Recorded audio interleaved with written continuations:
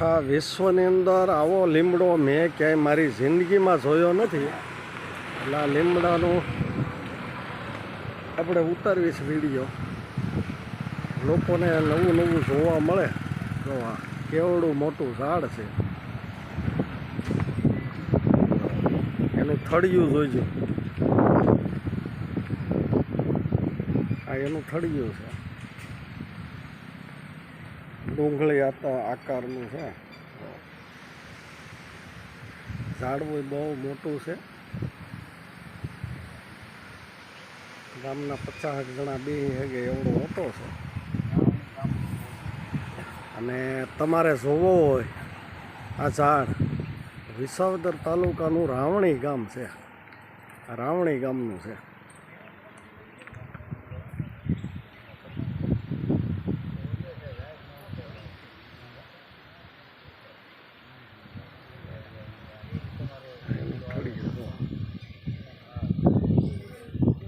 તમે આવું ક્યાંય જોયો નહીં હોય.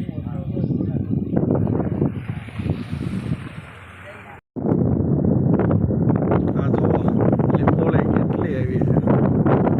લીમડો છે, એની અંદર લીંબોળીઓ આવ્યું છે. પહેલાં નાના નાના હતા તે આવી લીંબોળીઓ બહુ ખાતા.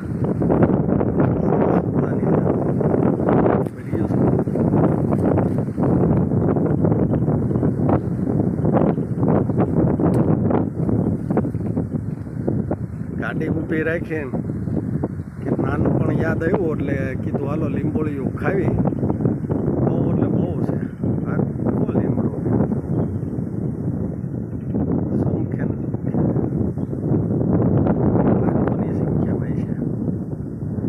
આનું ઠળિયાનું તેલ બહુ જોરદાર બને. દવામાં હું ઉપયોગ કરું છું. ગમે એવી માથામાં ઉંદરી હોય ને એ ખાવું અને એક આ તેલ આપી દઉં એટલે જોરદાર કામ કરે.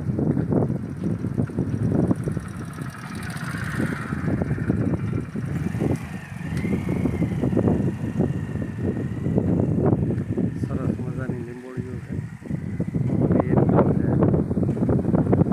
લીમડો ભર્યો.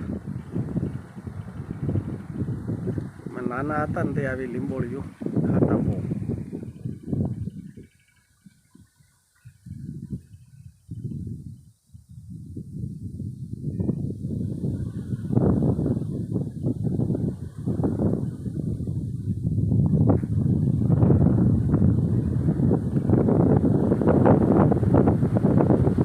લીમડો જેટલો કડવો એટલો જ મીઠો, અને બધી વસ્તુ એટલી જ કામમાં આવે છે.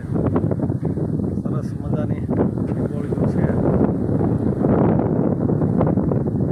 રૂટમાં નીકળું આવી બધી વસ્તુ જોવા મળતી હોય. અત્યારે બહુ આઘો છું મેંદાડાની ઉપરના ગામડામાં. મીઠાપુર આવ્યું છે. આ લીંબડો છે જોરદાર. એક આનું તેલ અને એક સાબુ આપી દઉં, ગમે એવી માથામાં ઉંદરી હોય ને મટી જાય. આના ઠળિયાનું તેલ કાઢવું છું.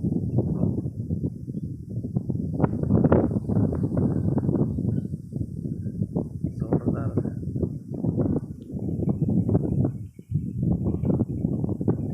લીમડો છે હાવ નાનો, પણ આમ લીંબોળો બહુ ફાલ બહુ છે.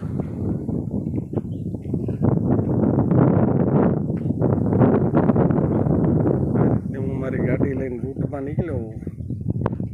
અમારી ગાડી છે.